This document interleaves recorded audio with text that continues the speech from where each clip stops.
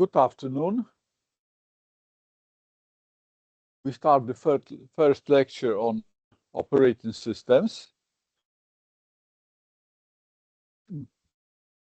Starting from the next week, my proposition is to start at 2:30 and proceed without a break. Do you agree? Okay. Yes, it is good. Communication channels between us are MS Teams.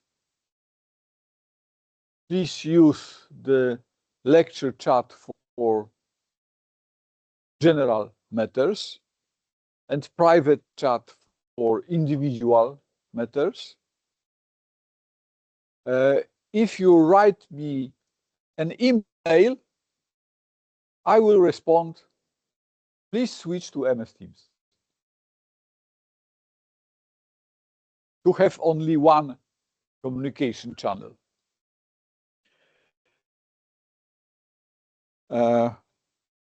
In this channel, in this group, in MS Teams, there is a shared folder,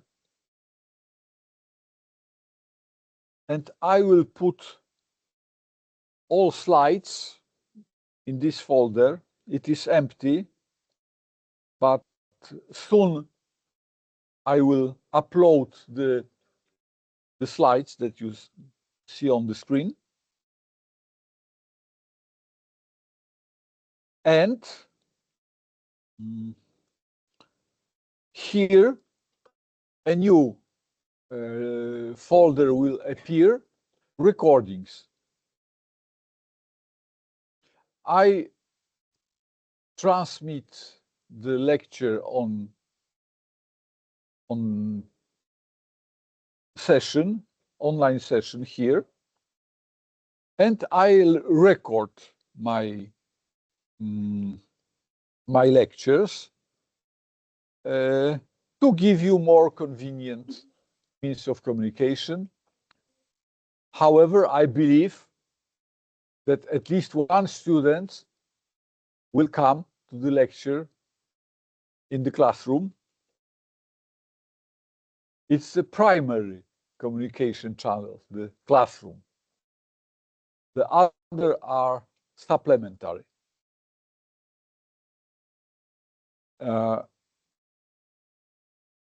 For mid-semester test and final exam, we will use the Leon portal. You know probably this portal. It is just Moodle, but with different name. I don't know why, but it has different name in our university. Let us go to this site. Oh.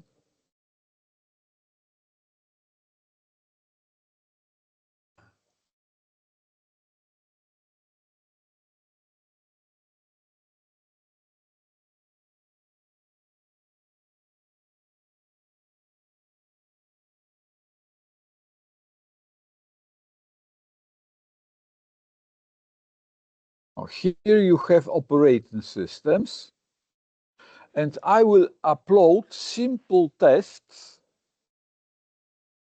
with exercises very similar to those that will appear in exam and midterm test.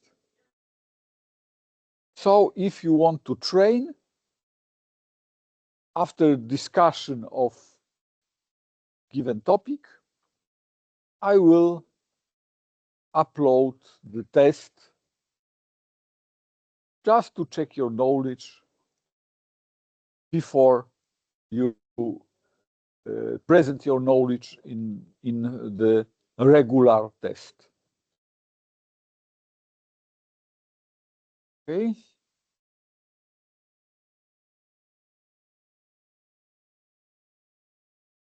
I'm sorry. One question I have.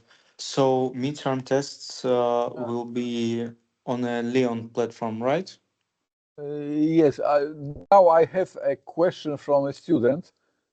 Generally, I will not observe the MS Teams session because I will be walking and speaking, but today I can make an exception and let you ask the question on MS Teams session. Hello? Yes, Okay. yes, I hear you. Yes, Uh, yes. So just I'm just wanted to ask, we will do it in a class What or you will do in the class? on What is tests, midterm this? tests, I mean. A test. Test in the Yes. class, definitely. In the class Yes. on a Leon platform. On Leon platform. Yeah, okay. So that's it. That's my question. Okay. So let us switch to the presentation.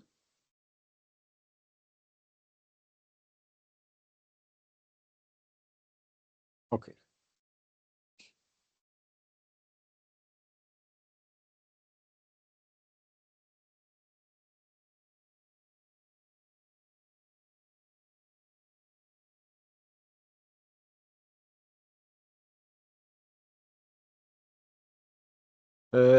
During the course, you must obtain 2 separate marks from tests and from labs. They are evaluated separately. Oh, this is an error. It concerns another university.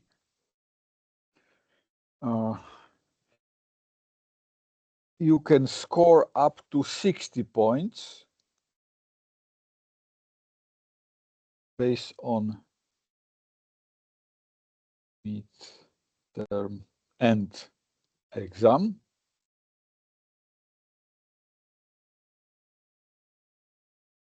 Okay.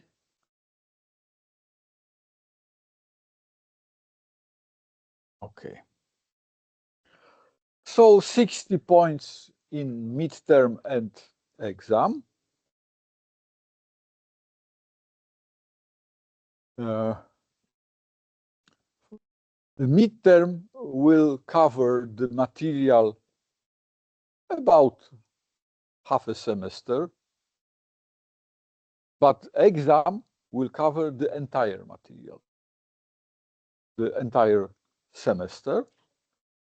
And midterm is scored to 20 points, final exam to 40 points.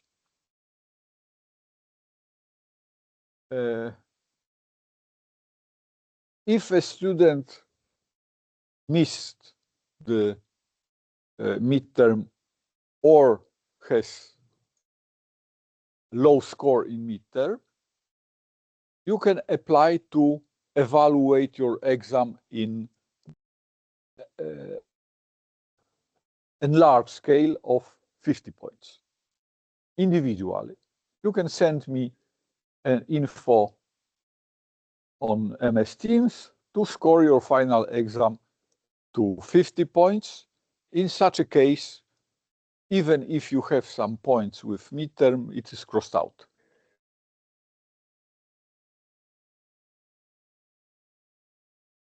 Oh, yeah, definitely, before the exam.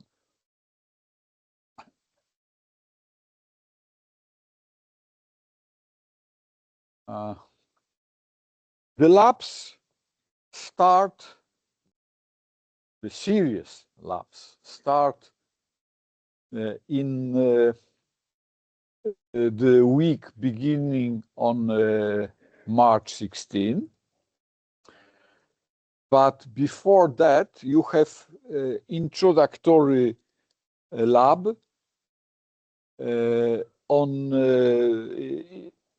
the week beginning on March 9, as I recall, because most of labs are performed on Phoenix real-time system, and first lab is to get familiar with this operating system, and you will learn how to install this operating system in virtual machine.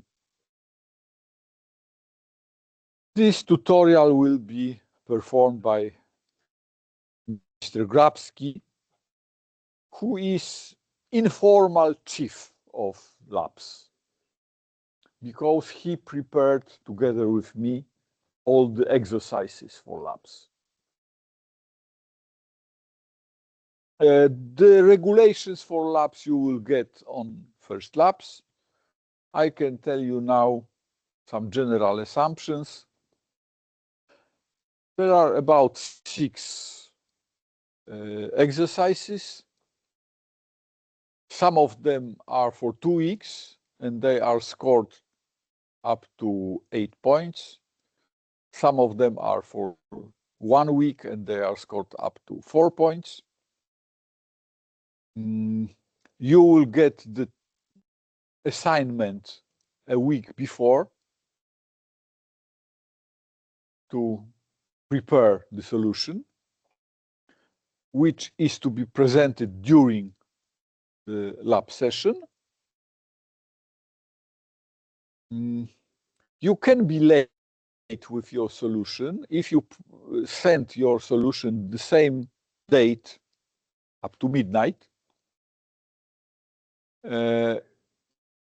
You only get some penalty of point or 2, I don't recall. And you can send your solution to the next session of labs, but the penalty in points is higher than the same day. You can miss 1 exercise without any penalty. Oh, the penalty is 0 points, but no other consequences. And if you miss 2, you can retake 1 of them in additional term near the end of the semester. So 1 can be done in additional term, but of course you must ask your teacher to give you the assignment in advance. You cannot go to this last session and say, I want to solve the exercise. You cannot, because you must prepare to that. So you must ask the teacher to give you an assignment a week earlier. So these are general rules. This is the grade scale. Oh, it is not in slides, but I will put this information on this slide. You must pass both parts. That means you must score half points of exam and midterm, which is 30, and half points of labs, which is 20. And this is the final table of scores. Okay, this is the bibliography, the literature. The first one is quite old, but this is the book I learned on during my studies. Yes.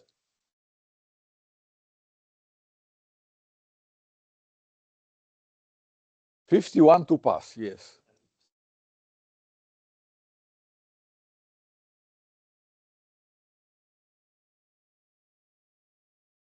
You're right.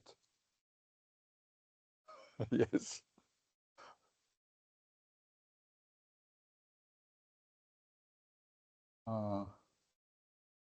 So it's rather old, but quite good book about the operating system. Those three books are about equal quality. Silberschatz, Stallings, and Tannenbaum. And you can use any of them. Tannenbaum is available online. You can download this book.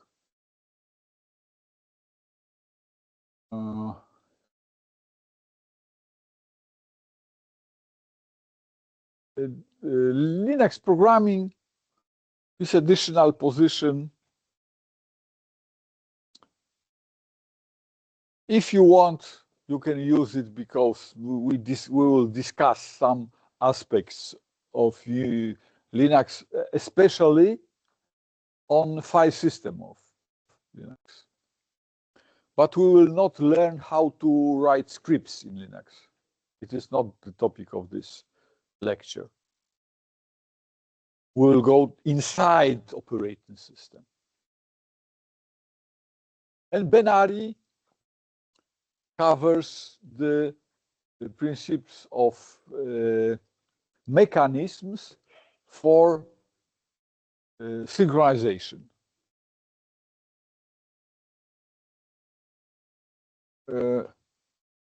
During midterm and exam, you will get a design exercise to synchronize the processes in given manner. It's the only one because other topics are generally mechanisms, algorithms, rules, data structures used in operating system.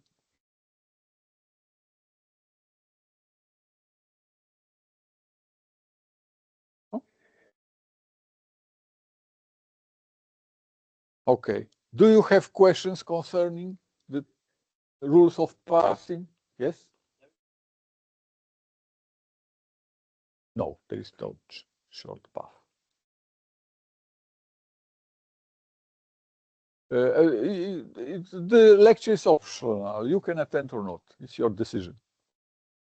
That's why I record the lectures, to give you opportunity to listen in convenient time. Yes? From previous year?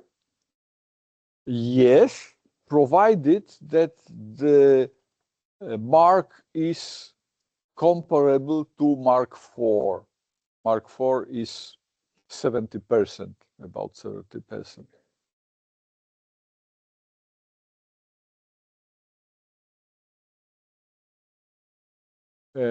Generally, it's impossible now because group addition is disabled in USOS system. I don't know why.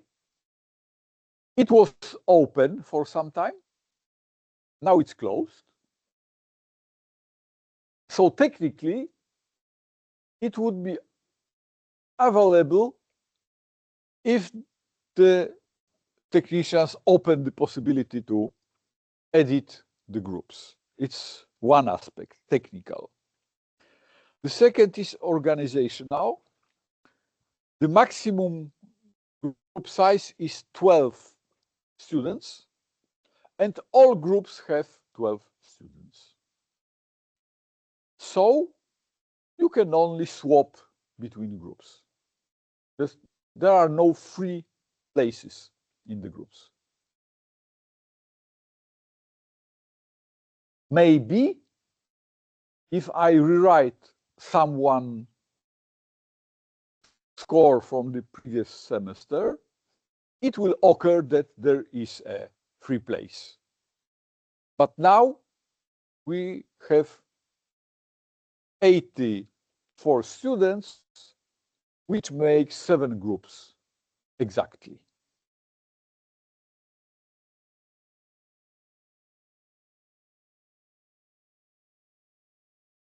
More questions? Yes.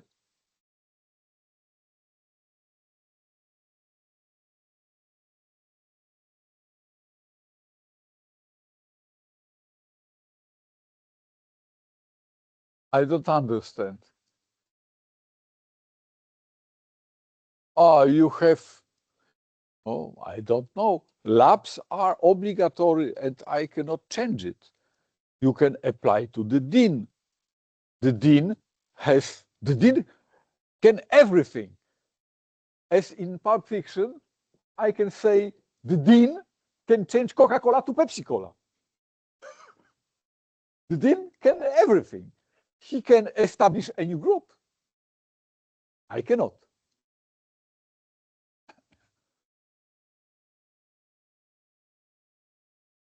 Yes.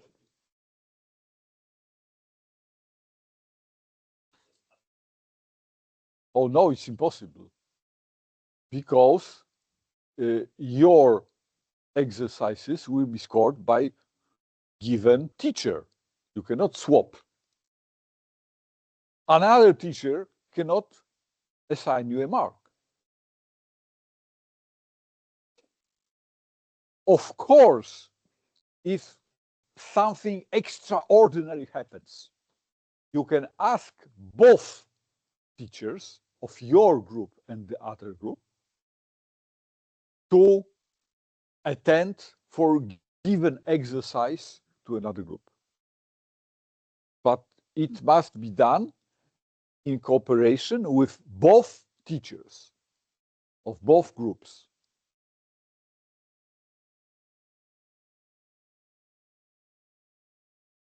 Okay? Yes?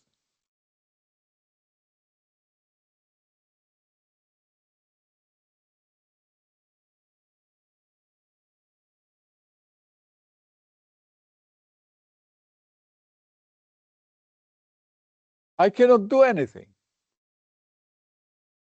The lists are prepared by dean office, the list of students for labs. And I get them ready. The only thing I can do is to accept swapping of students between groups. So if you find a student that wants to change in opposite direction, okay.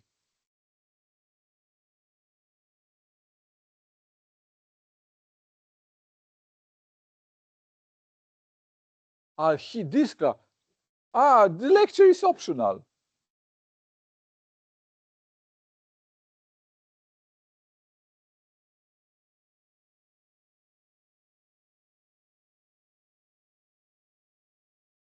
What is strange for you? I don't understand.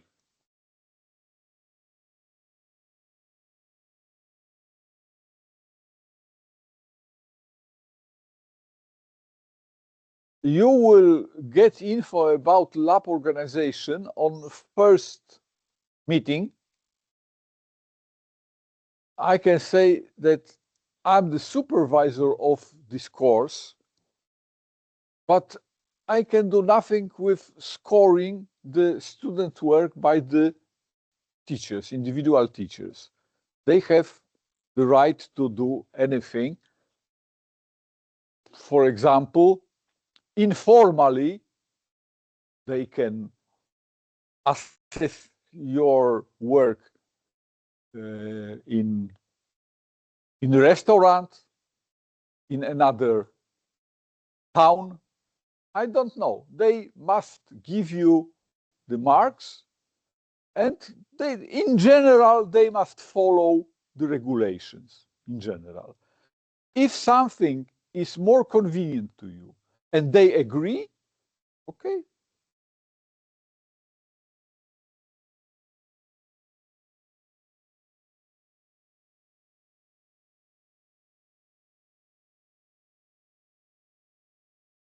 What is registered?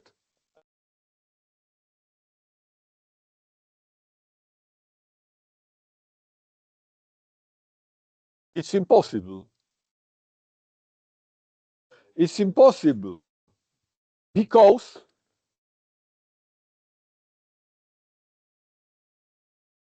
the list has a field of lab group that is always filled.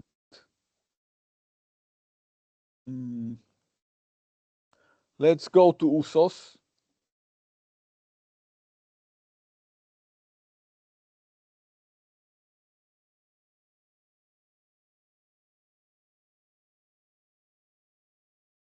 Operating systems.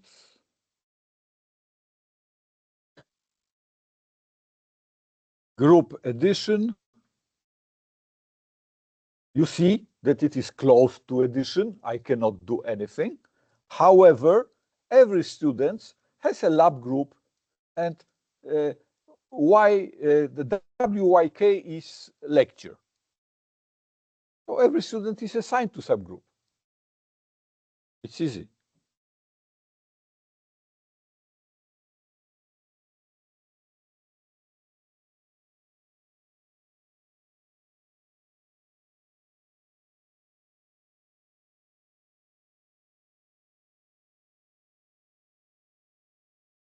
Okay.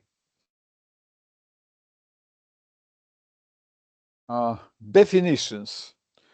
During the lecture, I will give you several definitions, not much, not many of them. Maybe about 10. You need not learn them by wording. You need to know crucial points of those definitions.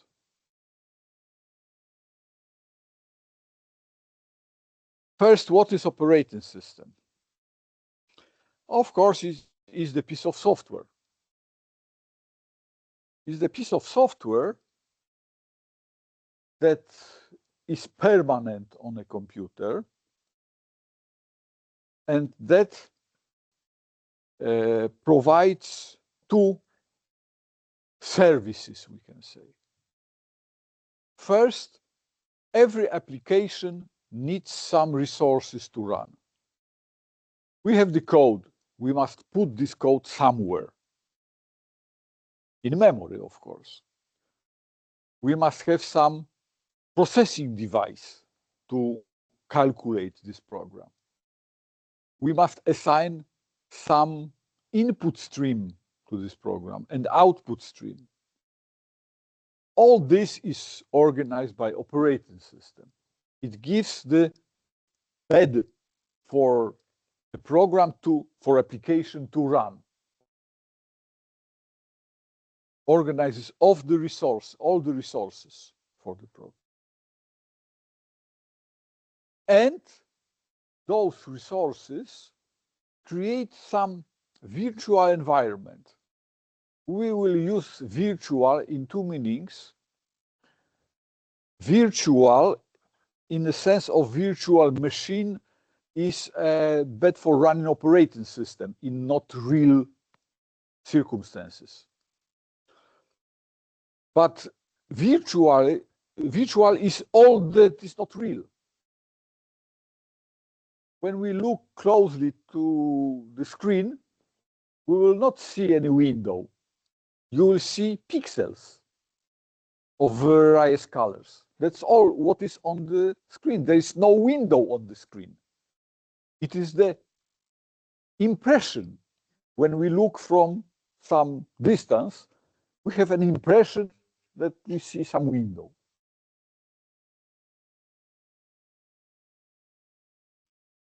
So these are the two services provided by operating system. Set of resources for an application to run, and some virtual environment for the application and a user.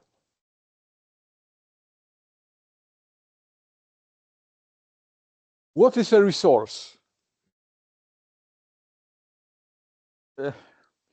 It's not pleasant definition because it defines it a resource by the manner of using it, not by the resource itself. However, it defines very strictly everything that can and must be assigned to a program to run this program is a resource. So I enumerated some of them: processor, memory, device, external device. Some of them are physical, like processor. Some of them are virtual, like window or file. You know that on disk, we have a stream of bits, very, very long stream of bits.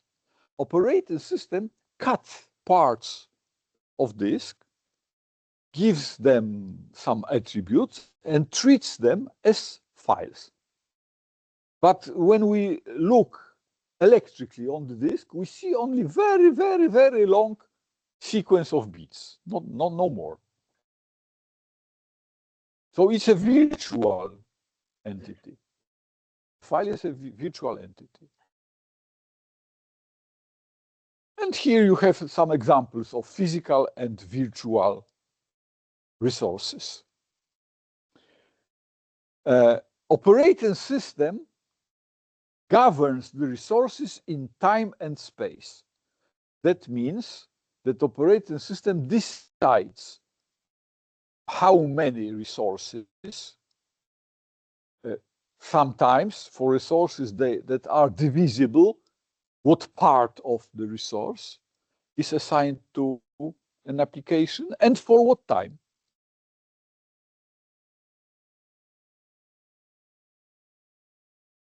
Operating system allocates a resource to an application, controls what happens to this resource. For example, we can imagine such an operating system in which, when your program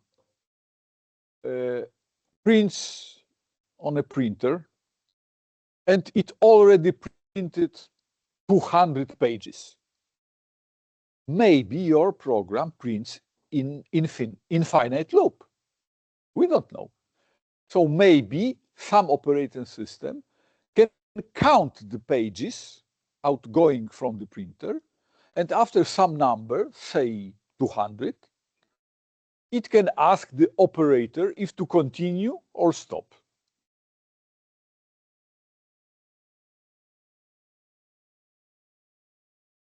Operating system could prepare in advance to control usage of resources. For example, we give an application some quota. That means you can write to the disk, but you cannot take more than 10% of the disk. If you try to get larger amount, the program will be stopped.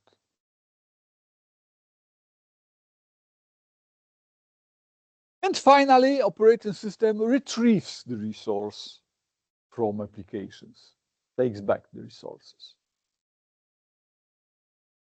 Now, these are the abstractions made in virtual environment for programs and for a user. So it's a virtual environment. Virtual means not real, not actual.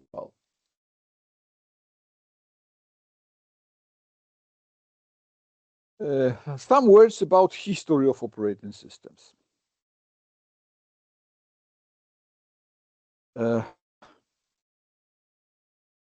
Operating systems and manners of using operating system, they are called processing modes, grew with the technology. First technology, of course, was bulbs.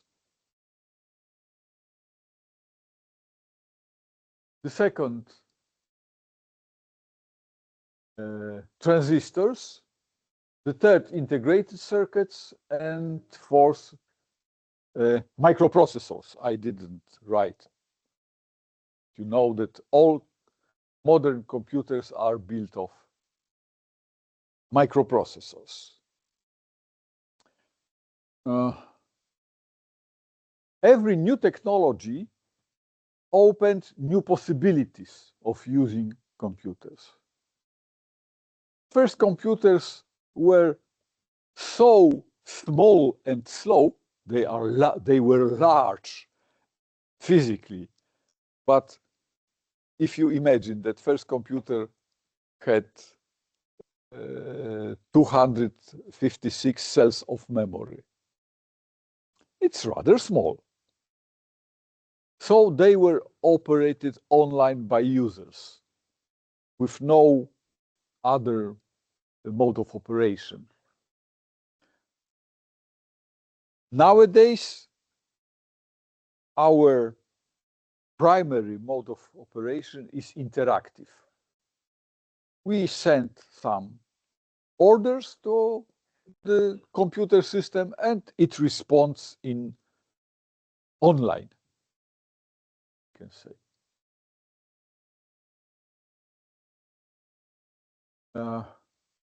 First computer, which was not a computer, was ENIAC. I will tell you later why it was not a computer.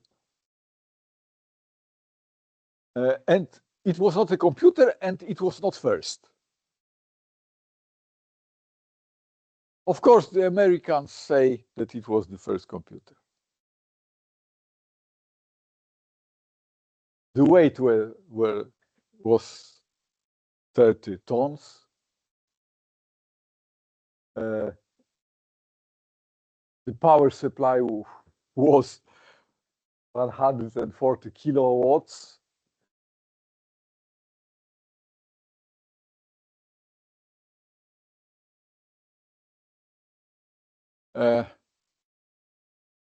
This is the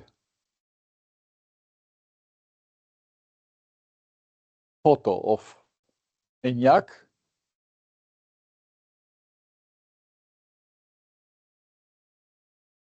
Another photo. But less known, but closer to computers, were two machines. Z3 was invented by German engineer Konrad Zuse. He built, it was actually the computer because it had a stored program. The program was stored in memory. And Colossus, built under supervision of Alan Turing,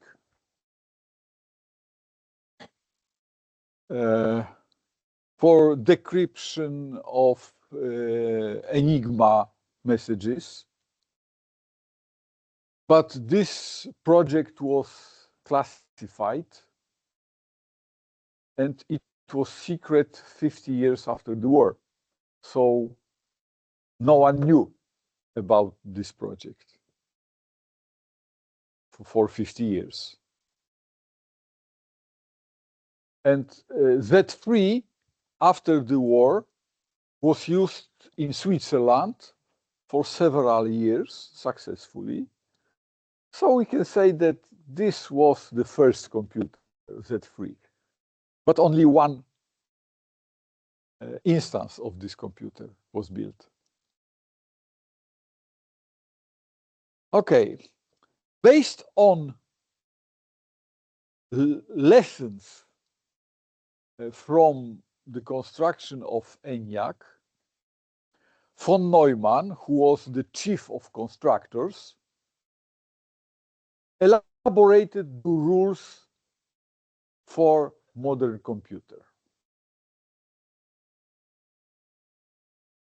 It has memory composed of elements that are in 0 or 1 states. We can say binary. It has an arithmometer for calculations, for transforming values on input to values on output. And it has ability to enter data and output data and control. Control means how to define the sequence of operations to perform. Macroscopic operation. The computer operates on data that are both program and data in memory. And it operates sequentially with exception of some conditional instructions that change the sequence of operations.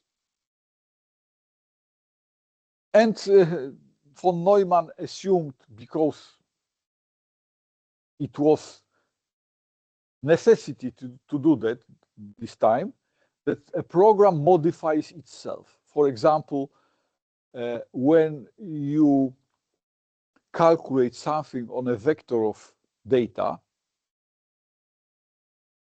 you must switch from cell to cell, but there is no indexing in those computers. So you must modify the instruction that accesses the cell in the vector and then change it to access the next cell, and so on. Nowadays, we have indexing, so the program need not modify itself. So today, in most operating systems, we prohibit programs from modification, for auto-modification, with some exceptions. But this time, it was necessary to for a program to be self-modifying.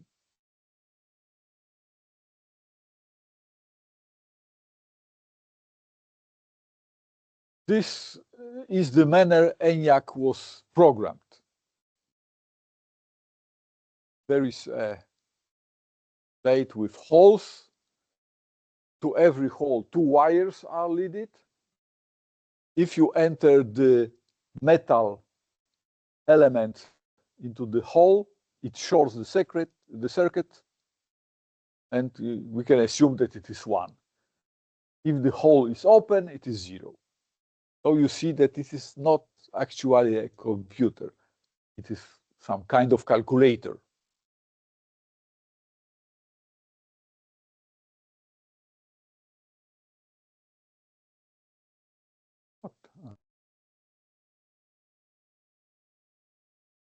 What happens? Okay. In a computer, we have both program code and data in memory. How the program in first computers was entered, and data, how pieces of data were entered to memory.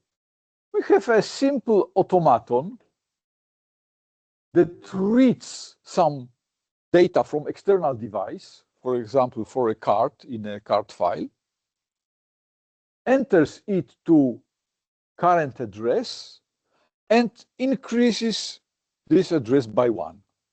So it fills the given memory area with information on a file of cards. It can be code or data. So no control device was added to computer. Just we enter the program on a card file, data on a card file.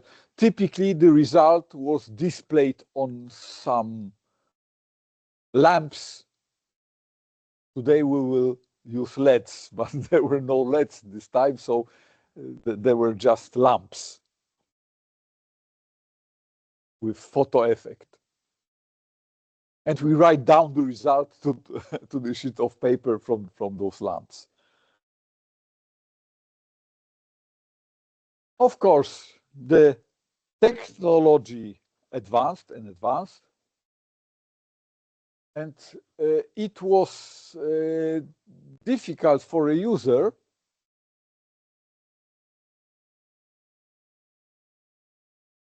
to enter programs manually and enter and load those programs using this automaton. So engineers invented that a teletype, a device to send data between telephones, can be attached to the computer such a way that the computer simulates the other teletype. On the telephone, we have two teletypes on two ends of the telephone line.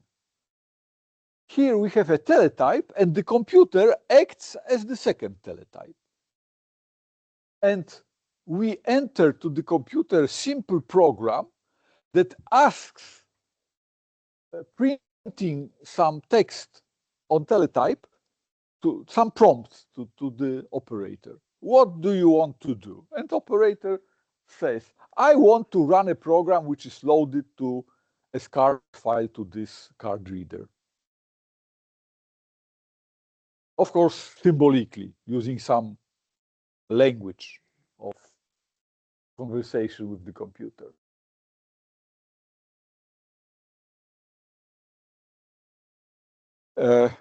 It was very difficult to program the computer when only a single program could be run on a computer. Even if we write a program in assembly language, it's typical that we that we compile this program to binary code, load this program to memory, execute it, and we discover some errors. So we use editor for changing the source of the program. We run the translator again to prepare binary program. We run binary program again, and again we discover some errors, and so on and so on. So if we exchange in memory the translator and our program, we waste most of the time. So engineers invented loading many programs in memory. It is called multi-programming. Multi-programming is putting many programs in memory. However, previously, every program started at some fixed address, 0, for example. Here we have two programs, and every program is loaded at different address in memory. How we can define the address in which the program is loaded? We need relocation. We have a loader, that a simple program that conversates with the operator. The operator loads two programs to memory. The address at which the program will be loaded could be defined by the translator. We give to the translator the source code of the program and the parameter. Please compile the program to address 1000. And the compiler adds 1000 to every address in the program. However, this program can be loaded only in one place in memory, no another. The next step connected with using of libraries, because in first program you must enter the control of everything, of all devices the program cooperate with, everything. So engineers invented libraries, typical sequences of operations for mathematics, for control of devices. And they are linked with the main program. So we can tell the linker the address at which the program should start. And finally, engineers realized that a compiler or linker can only mark the places in program that require readdressing, and we can do this loading the program to memory.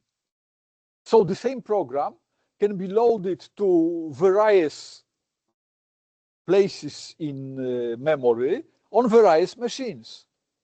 Or the same machine, but in the morning at address 100, in the evening 200.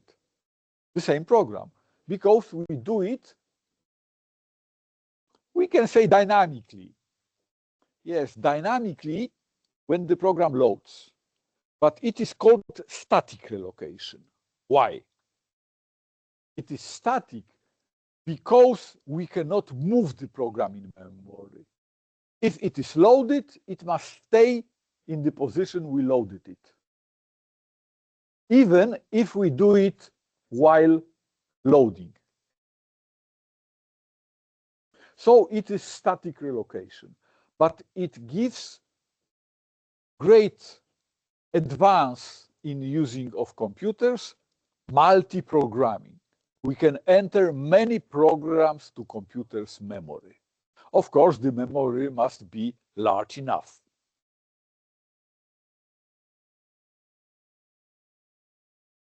Next invention, we can say first great invention in computing history, except the computer itself, is dynamic relocation. The designers invented a special register that is added to every address generated by the program. Of course, it slows down the execution of the program. We have one addition for every instruction. Maybe one, maybe more. Because when the instruction is loaded, we must relocate the instruction. When we use data, we must relocate the data. So we may have several additional additions in a single instruction. But every address generated in the program is relocated by using some special register called base register. It is not called base register nowadays because Intel used the name base register for some other register that does something else. And there was a mess in naming of registers. And nowadays we typically use this, name this register datum. It's a Latin word, datum. The datum register is just added to every address generated in the program. For another program, it is another content of base register, of datum. Such a way, we not only can load many programs in memory, but the program can change its position in memory. We can move the program to another area and change the value of datum and continue. So it is called dynamic relocation.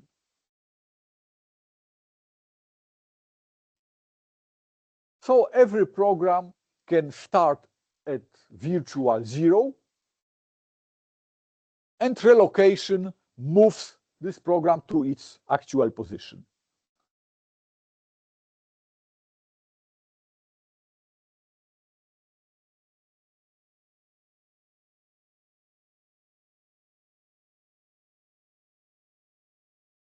On first computers, we said that the operator, the programmer or user, whatever we give the name to the person, uses the computer exclusively. Runs program, runs another program. When transistors were invented, the processors of computer became so fast that they executed about 100 or more times faster than first computers. And what happened? Those days, computers used external devices. External devices have data registers, and we put data to data register of the device. Of course, those devices are not to output or input a single value.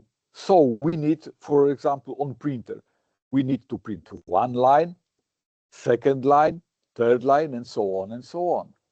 So after entering some data to the registers of the printer, we wait for the printer to be ready to accept next data. And the processor tests if the device is ready or not. How? Every device, in addition to data register, has control register. In control register, there are some bits that tell us that the device is ready or busy. Sometimes then they can report some errors. In a printer, it can be that a bit informs about paper law.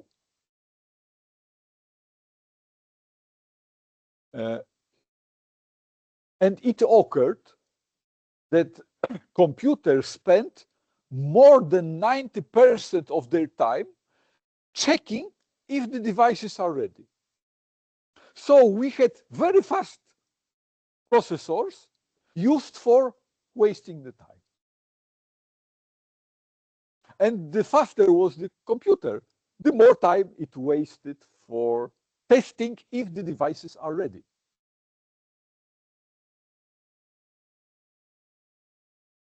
How to liberate from this situation? A program that runs, inputs or outputs data to or from device, and tests if the device is ready for the next operation. When we run another program, this program takes all the devices, enters or reads some data or outputs some data, and tests if devices are ready in a loop. And again, we run program one. This program one operates the devices and in a loop waits for their readiness.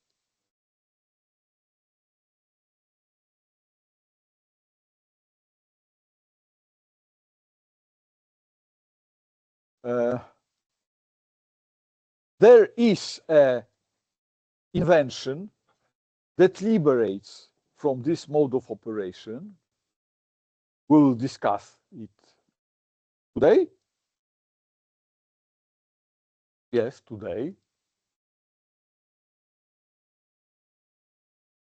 But now let us look at manner of using computer. We have multi-programming, but we don't have as many teletypes to let many users operate the programs. Many programs are in memory, but only one of them runs. So even if we have many teletypes, people sitting at teletypes, just drinking coffee or maybe reading newspapers, while one of them runs his program. What we need? we need concurrency. We need many programs run at the same time or almost at the same time on the computer. But if a program starts to operate, we cannot interrupt it. So a new mode of using computers was invented. It was batch processing. We enter one program after another in card reader or other media. The computer reads program after program. Maybe several of them are placed in memory at the same time, runs the program after program, and outputs the results. It is much more efficient usage of computers, but people are separated from the computers. Not all people. The administrators have access to the computer, but users only can enter the batch of cards through the window. A lady behind the window takes and enters to the computer. Users have no access to computers those times. Oh, this is typical batch system. We take cards. It's enhanced batch system because it uses free computers. This computer reads cards and enters the images of cards on a tape, magnetic tape. This protocol, realized by people, is to take the tape and enter to the accounting computer, which produces some output again on a tape. Then bionic medium, this lady, takes this tape, enters to the third computer, which prints out the results. In my studies, in time of my studies, we used only one computer, but the mode of operation was the same. We entered the cards of files to this middle computer that calculated our programs and produced some printout on printers, and we got printout from the administrators of this computer. And we were able to run our program, for example, 5 times a semester. It was not easy. We had to debug the program in our minds.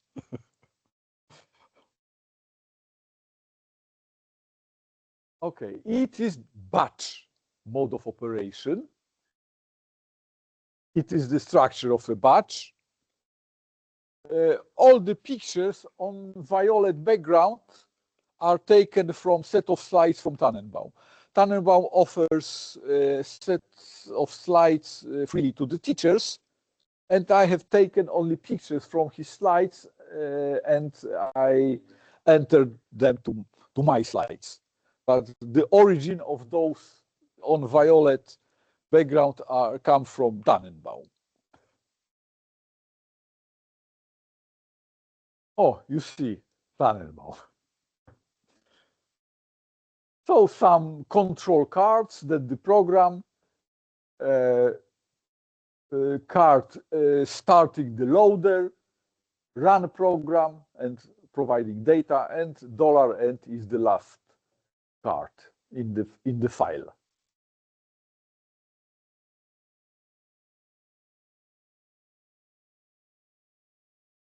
So batch mode was to operate, to run the program separately, completely separately from users.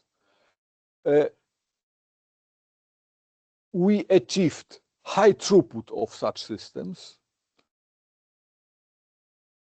but a long time for waiting for device if the entire batch is calculated. Of course, people were not happy about this mode of operation, but it was the best at this time. Oh, this typical solution when the people can observe the computer to the glass.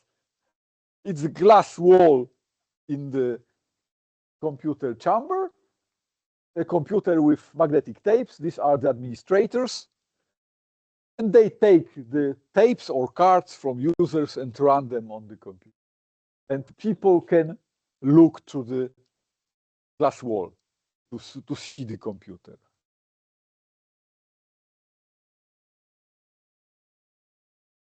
How the batch was possible and concurrent execution of programs was possible. It was the second great invention. First was relocation, the datum register. The second is interrupt. Interrupt is a special signal that informs the computer that the device is ready. So conceptually, it's easy. A device sets some bit in control register and concurrently sends a signal to the processor, I'm ready. So the processor need not wait in a loop for the readiness of the device. The processor can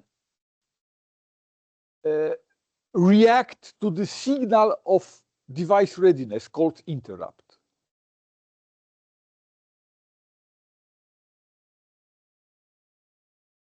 So when we run program 2, we started some operations on peripheral devices, and we wait for device readiness.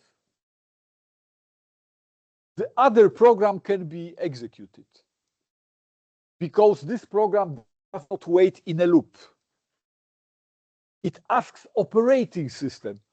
This is the first time we have operating system in the machine. We must do two things. First, move all input-output operations to operating system. From this time, we do not operate devices in library procedures linked to the program. We ask operating system, please print a line on a printer. And operating system prints this line, hangs up the program that waits for finishing of printing this line, and execute another program at this time. It executes program 1. And program 2 waits until this operation finishes. So interrupt was great invention because it liberated the processor from actively testing the status of external devices. And it allowed for concurrent programming, for concurrent run of programs. Of course, having one processor, it is not concurrent actually. We run one program or another, but they can interleave.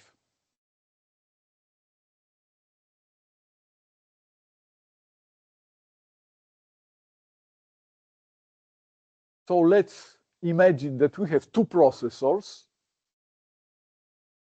two processes, two programs, better. We have two programs, 1 and 2. Program 1 orders from operating system some operation on peripherals. Operating system starts the device to operate and starts program 2. Program 2 wants to operate some device as well. So it asks operating system to do this. Operating system starts the second device for the program 2. And here we have the situation where no program is running, but we have no program to run. If we had program 3, we can run it. The reason why the processor is idle is that we have no other program. Here, device 1 finishes the operation. It is ready now to start new operation and issues the interrupt to the processor. The processor wakes up, looks what program waits for this device. Oh, it is program 1, and resumes this program. This program runs. The second device sends the interrupt because this operation is completed. Operating system looks what program waits for this device. Program 2. It resumes program 2 and chooses if to run program 1 or 2. It can use 1 or 2. I assume that program 1 is resumed. But program 2 can be run as well.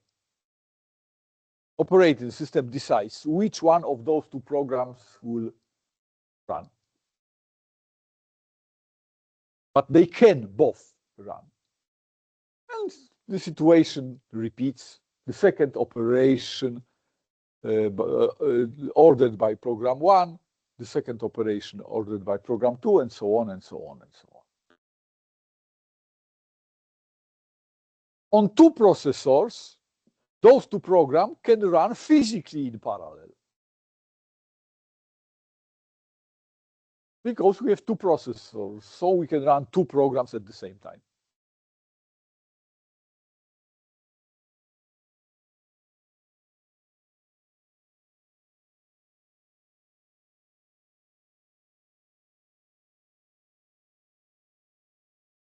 Of course, the computers became faster and faster. And what is important, they had some spare computing power. They have large memory and fast processors. So they have some extra processing power. And engineers started to think how to liberate the computers from this mode of separating computer from user. Let the users type on teletypes or other devices like electronic monitors with keyboards. In actual time, we can run a program that conversates with the user. The program asks for something, the user responds, or reverse. The user asks the program for something, the program responds. Interactive mode. In the computers that we discuss, it is not possible because if we have a program that runs some long loop, it calculates some complicated data without any input-output. The second program can wait several minutes to get a processor. Human being does not want to wait several minutes for the answer for his or her question. It needs immediate response for the prompt. Even if we have more processors.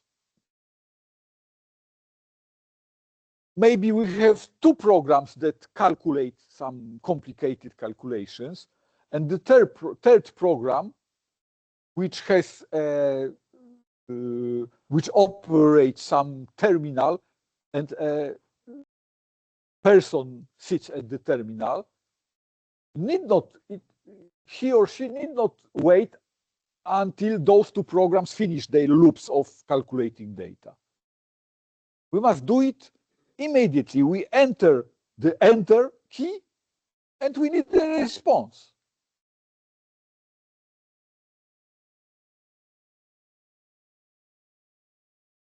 In third generation, it became possible because of third invention. First invention, dynamic relocation. Second, interrupts. And third, timer interrupt, a special interrupt. A timer is the device that sends interrupt and does nothing else.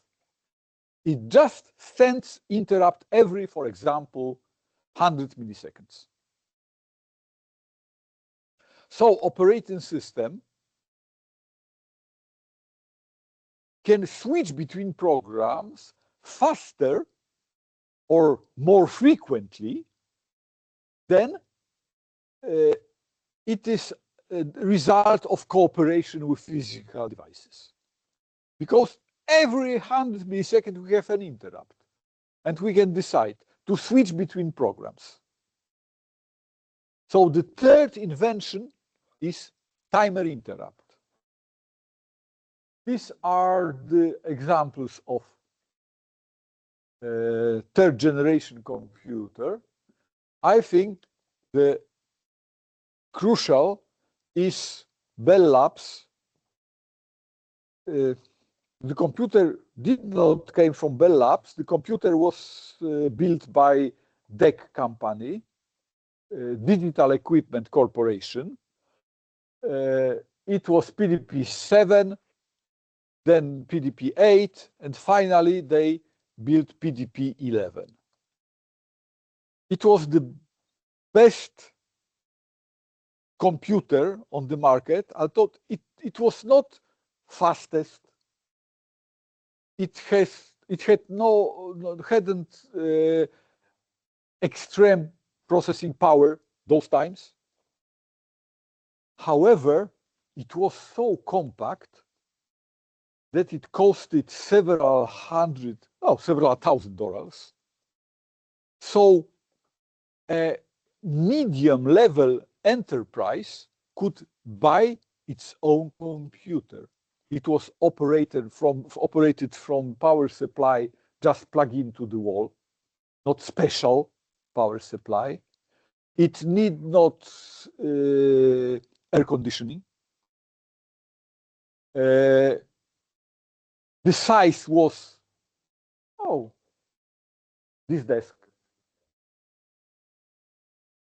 So it was excellent for medium-sized enterprise to buy its own computer. And they sold thousands of those computers. But operating system was not loved by users.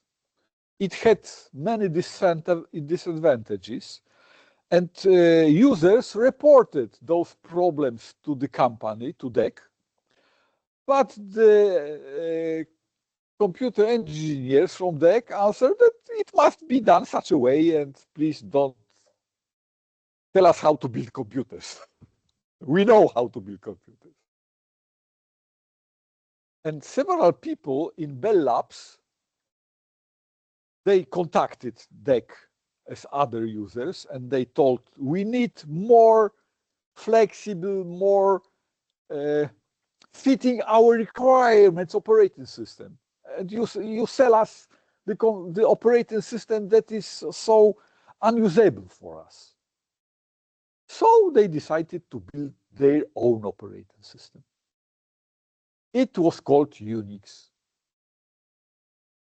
It was first operating system built by users, not by the manufacturers.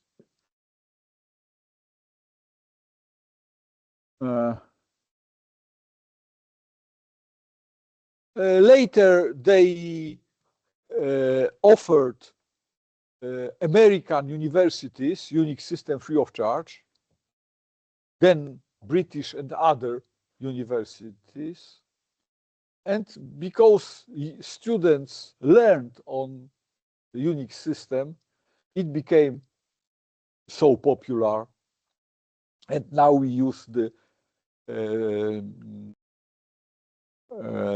clone of Unix, which we call Linux, with open code.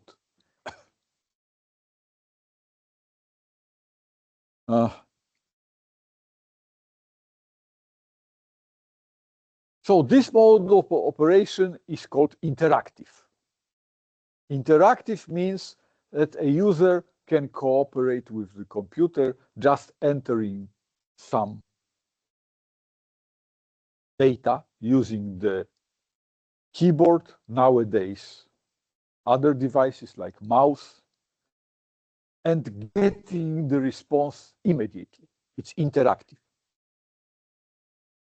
Of course, to answer very quickly, the computer must have much stronger computing power than just to calculate the calculations needed for the programs. Just to quickly answer, it must have large memory and fast processors. It's many processors to do that.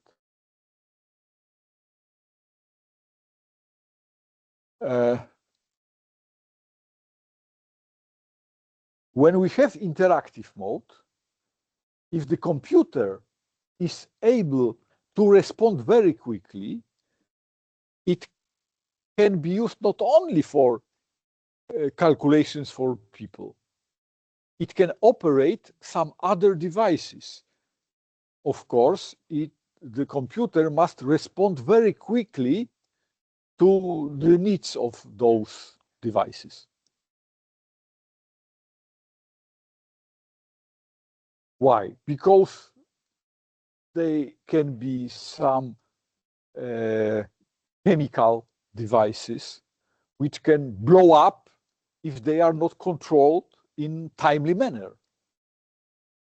So the computer must respond in some maximum time, just as to the people, but the time is very shorter.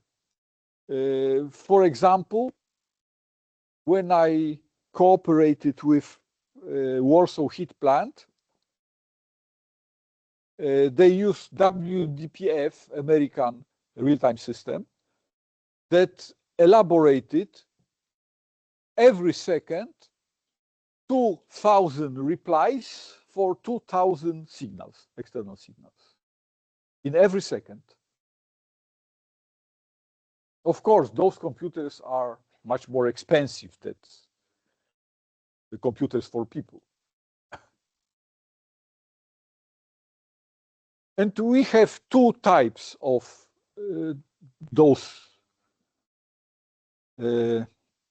limitations, hard and soft.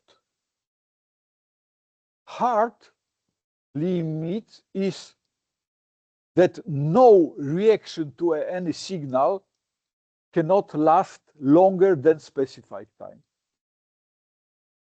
If we report a single situation in which this computer did not keep the requirement, we can get our money back from the manufacturer, because we have a single signal that was not able to be served in timely manner. Soft means some average. We can respond, the computer can respond to some signal slower, but next time it must respond faster to achieve some average.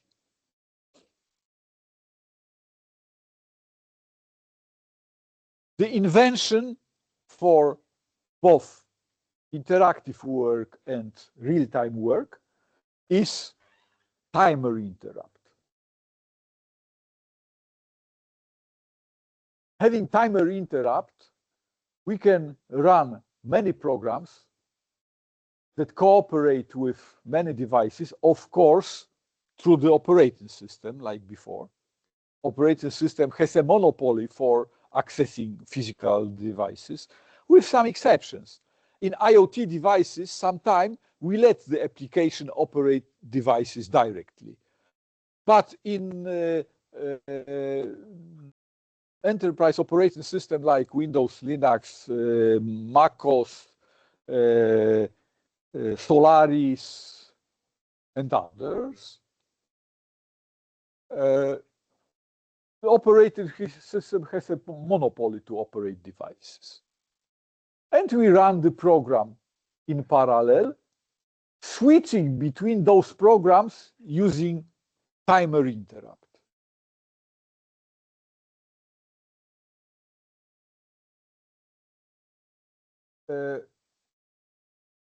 It is called time sharing because programs share virtually the same time. Even if we have a single processor, we have two programs, and timer interrupt causes operating system to switch to program one, program two, program one, program two. In this example, because the policy of given operating system can be different. For example, two such periods for program one and only one such period for program two, if program one is more valuable. It is called time sharing. And the other name is time slicing. So technically, when we look at the kernel of operating system, it's called time slicing because every program gets some short period called time slice.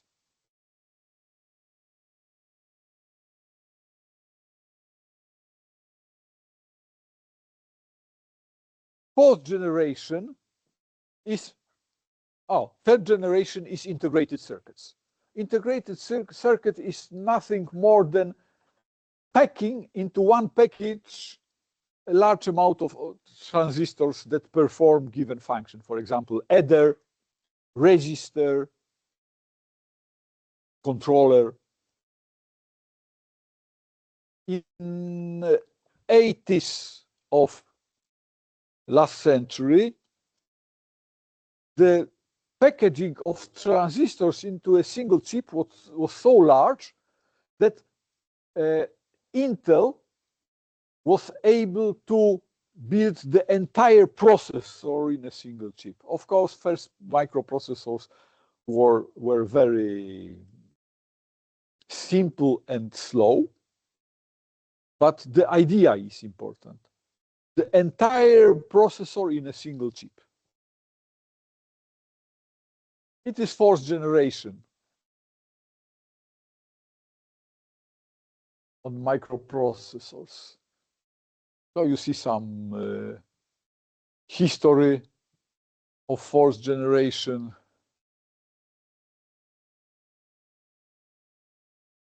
Oh, it's not important.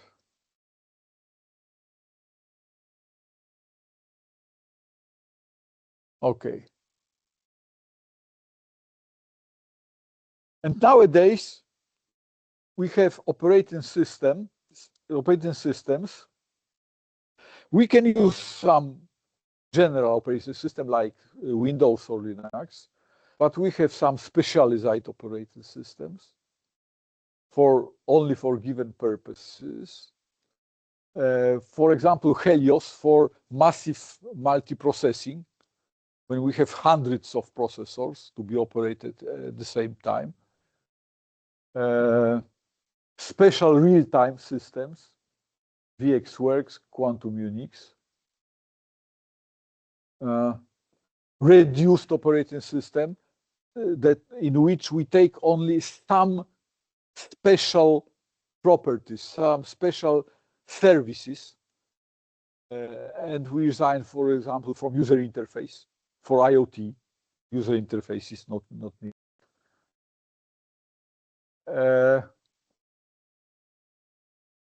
For some IoT devices, we have specialized operating systems like OS 9. Do you know OS 9? Maybe not, but I can tell you that there was a time that it was mostly used operating system all over the world. When? When we used CD-ROMs and DVD-ROMs in computers, because every CD drive was operated internally by OS 9. But people didn't know that they use OS 9.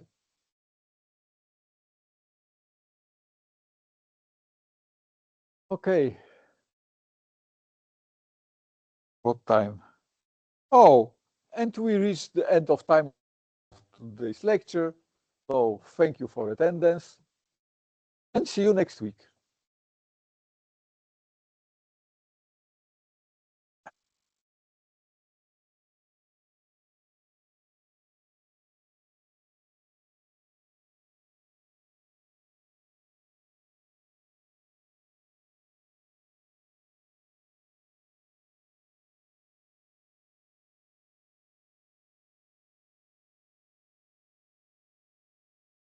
Czyli rozumiem, że możemy na przykład nie wiem, na Teamsach, na grupie pisać jakieś takie, publikować jakieś propozycje ewentualnej zamiany grup laboratoryjnych? Tak, ale Bo ja- po dwóch. Co? Po dwóch. Jak pan chce zmienić grupę, to musi pan znaleźć Zamienić. kogoś w drugą Zamienić. stronę. Jeden na drugi. Tak. Tak. I wtedy tak. Bo laboratoria, te, które ja mam kolizję z laboratoriami innego przedmiotu, a tam nie ma innych terminów niestety, więc jestem zmuszony tutaj.